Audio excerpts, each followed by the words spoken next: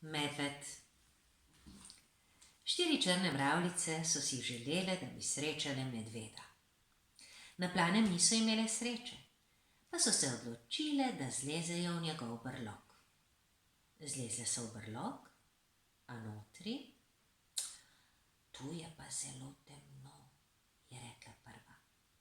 Tu nekdo zelo smrči, je rekla druga. Nekam ostro mi diši, je rekla tretja. Zrak je res pošteno gost, je dodala četrta.